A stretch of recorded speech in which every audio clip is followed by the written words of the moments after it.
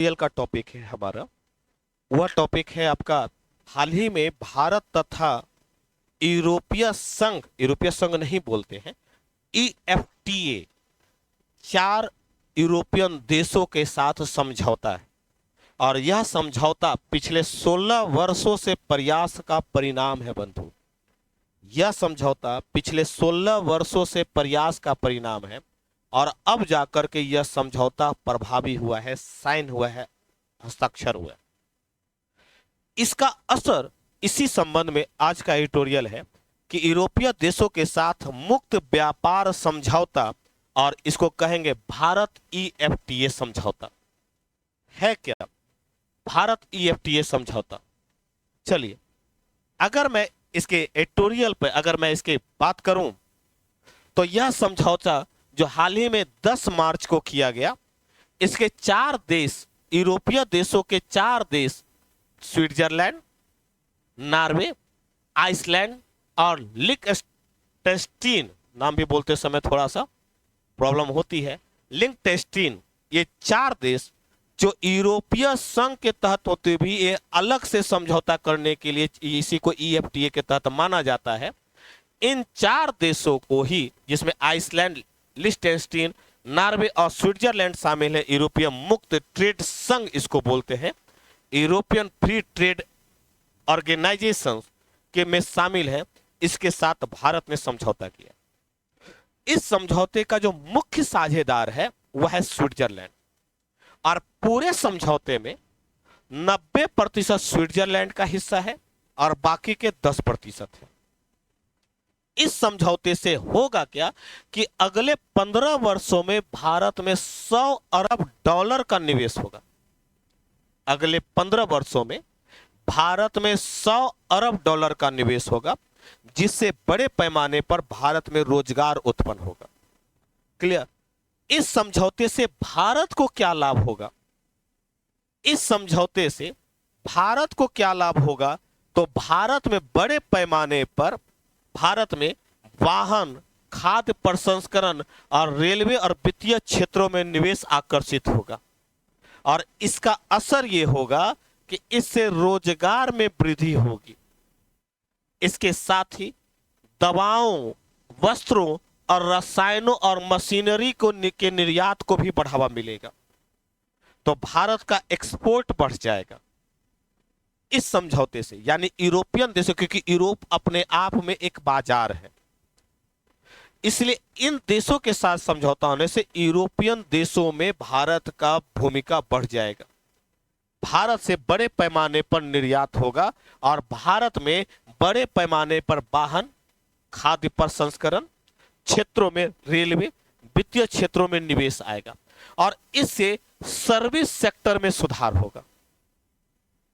इसका असर यह होगा बंधु कि यूरोपीय संघ, संयुक्त राज्य अमेरिका, ब्रिटेन, चीन के बाद भारत 5वां सबसे बड़ा व्यापारिक साझेदार बनकर के उभरेगा।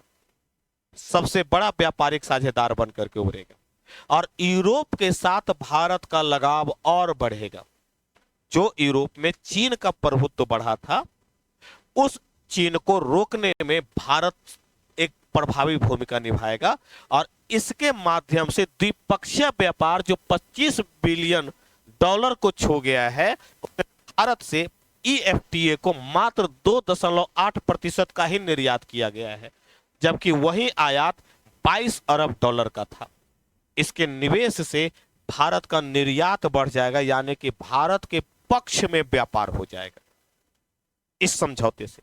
और जब भारत के पक्ष में व्यापार हो जाएगा तो इससे भारत में बड़े पैमाने पर रोजगार उत्पन्न होगा, और FTA के क्षेत्र में जो नॉर्वे की भूमिका है, जो वर्तमान में 1.7 ट्रिलियन सॉवरेन वेल्थ फंड शामिल है, या दुनिया का सबसे बड़ा पेंशन फंड है नॉर्वे का।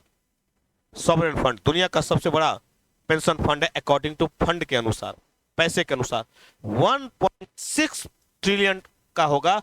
भारत को बड़े पैमाने पर रिटर्न अर्जित होगा, बड़े पैमाने पर रिटर्न अर्जित होगा। यही कारण है कि भारत इस समझौते के लिए 16 वर्षों से लगा हुआ था। और अब जाकर के 10 मार्च को यह समझौता प्रभावी हुआ है, हस्ताक्षर हुआ है। इससे ऐसा नहीं कि अब इससे 10 लाख लोग को रोजगार मिलेगा बंधु। इससे 100 अरब डॉलर का इन्वेस्टमेंट होगा और 10 लाख लोग को रोजगार मिलेगा। इसका ऐसा तो नहीं है कि सिर्फ भारत को ही लाभ मिलेगा, इसमें कई यूरोपियन देशों को भी लाभ मिलेगा। और सबसे बड़ी बात होगा कि इसमें 14 क्षेत्र जोड़े गए हैं, 14 क्षेत्र जोड़े गए हैं। इसमें ट्रेड, उत्पत्ति के नियम, बौद्धिक संपदा अधि आईपीआर, सेवाओं में व्यापार, निवेश प्रोत्साहन, सरकारी खरीद, ट्रेड में व्यापार, टेक्निकल कमियां, ग्लिचेज और ट्रेड सुविधाएं शामिल है। इस एग्रीमेंट में 14 क्षेत्रों को शामिल किया गया है, जिसमें इन क्षेत्रों को शामिल आईपीआर को भी रखा गया है जो पेटेंट को बढ़ावा देगा। आईपीआर को भी रखा गया, और आईपीआर हम लोग जानते हैं कॉपीराइट और पेटेंट से जुड़ा हुआ विषय। इसका स्विट्जरलैंड को यानी कि यूरोपियन देशों को क्या लाभ मिलेगा, स्विस कंपनियों को क्या लाभ मिलेगा, इससे इस ईएफटीए करार से इसे स्विस मशीनरी, घड़ी और परिवहन और लग्जरी उत्पाद को लाभ मिलेगा और भारत में इन्वेस्ट करेंगे। यानी कि स्विट्जरलैंड को एक बाजार मिल जाएगा घड़ी, क्योंकि स्विट्जरलैंड घड़ी के मामले में बड़ा फेमस है, स्विस घड़ियां बड़ा फेमस है, लग्जरी वस्तुएं बहुत फेमस है, इसलिए स्विट्जरलैंड को बाजार मिल जाएगा। और क्योंकि भारत एक उभरती बड़ी आर्थिक ताकत है और भारत में मध्यम वर्गों का उदय हुआ है, बड़े पैमाने पर मध्यम वर्गों का उदय हुआ है, इसलिए भारत को, स्विट्जरलैंड को यह लाभ मिलेगा। और इससे प्रसंस्कृत खाद्य वस्तु, पेय पदार्थ, इलेक्ट्रिकल मशीनरी और अन्य इंजीनियरिंग उपकरण कम टैरिफ पर संभावित 1 अरब 40 लाख लोग के बाजार में निर्यात करने का अवसर मिल जाएगा। तो इसका मतलब यूरोप को बाजार मिल जाएगा, इन चारों देशों को। और जब बाजार मिल जाएगा तो बड़े पैमाने पर वस्तुओं को यहां पर निवेश होगा, इन्वेस्टमेंट होगा। इससे उद्योग को भी, दवा और चिकित्सा क्षेत्र को भी लाभ मिलेगा। लेकिन ये तो वही हो गया ना, अच्छी अच्छी बातें। इसकी चुनौतियां क्या है इस संबंध में? कई विश्लेषकों का इस संबंध में अलग अलग विचार रहे हैं।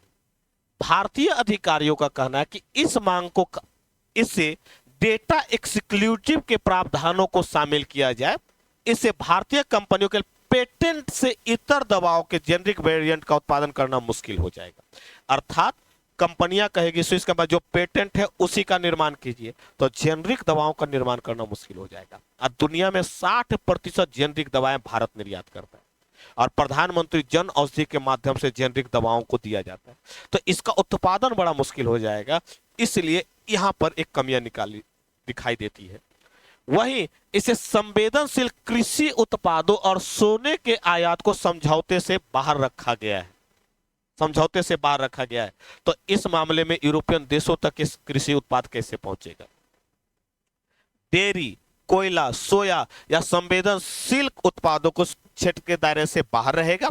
इसके तहत ग्लोबल ट्रेड रिसर्च इनिशिएटिव के अनुसार स्विट्जरलैंड के किसी भी देश से सभी औद्योगिक वस्तुओं के शुल्क मुक्त प्रवेश की नीति 1 जनवरी से प्रभावित होगी और इससे भारतीय कंपनियों का प्रभावित हो जाएगा। यही कारण है कि इसकी कुछ सीमाएं भी है। भारत को और क्या करना चाहिए? भारत को ईएफटीए के साथ साथ अन्य देशों के साथ फ्री ट्रेड एग्रीमेंट को बढ़ावा दिया जाए। अभी हाल ही में चुनाव के बाद यह कहा जा रहा है कि भारत ब्रिटेन के साथ फ्री ट्रेड एग्रीमेंट लागू कर देगा, और अगर इन देशों के साथ फ्री ट्रेड एग्रीमेंट लागू कर देता है और जिस प्रकार से भारत मैन्युफैक्चरिंग हब बन रहा है इलेक्ट्रॉनिक्स के क्षेत्र में, उससे भारत को लाभ मिलेगा। यही कारण है। इसीलिए अच्छा, इस सेक्टर्स में एक बात और रखी गई है, इसमें पीएलआई स्कीम के तहत जोड़ी गई 14 क्षेत्रों को इससे बाहर रखा गया है। इसकी एक प्रमुख विशेषता यह है कि पीएलआई स्कीम के तहत 14 क्षेत्रों को इससे बाहर रखा गया है। क्लियर?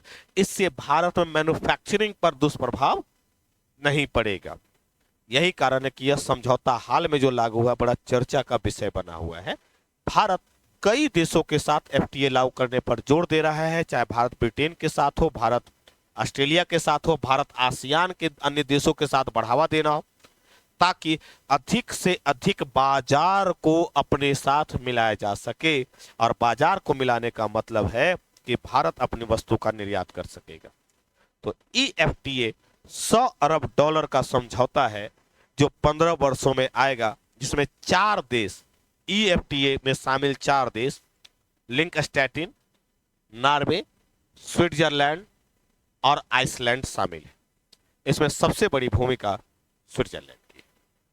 तो ये टॉपिक जो आज का है, इसके संबंध में मैंने पूरा विश्लेषण कर दिया है। अगर इससे प्रश्न आ सकता है तो पूछ सकता है कि कितने अरब डॉलर का समझौता हुआ है। $100 अरब का समझौता हुआ है। पीएलआई सेक्टर्स को शामिल किया गया है कि नहीं किया गया है? तो नहीं किया गया है। क्लियर। ईएफटीए में कौन से देश सम्मिलित हैं? तो 4 देश सम्मिलित हैं। क्लियर। इसका इंपैक्ट क्या पड़ेगा? तो मैंने भारत के पक्ष में इंपैक्ट बता दिया, स्विस के संबंध में इंपैक्ट बता दिया। क्लियर। इसका अगर मेंस के रूप में प्रश्न पूछा जाएगा तो शॉर्ट नोट्स में अगर पूछा जा सकता है कि हाल ही में भारत तथा ईएफटीए समझौता किया गया है, इस समझौते के विभिन्न प्रभावों का उल्लेख करते हुए इसकी समीक्षा करें। तो विभिन्न प्रभाव, भारत के पक्ष में क्या प्रभाव होगा, स्विस के पक्ष में क्या प्रभाव होगा, और इसका लिमिटेशंस क्या, चुनौतियां क्या है, उस संबंध में क्या प्रभाव होगा। क्लियर हो गया?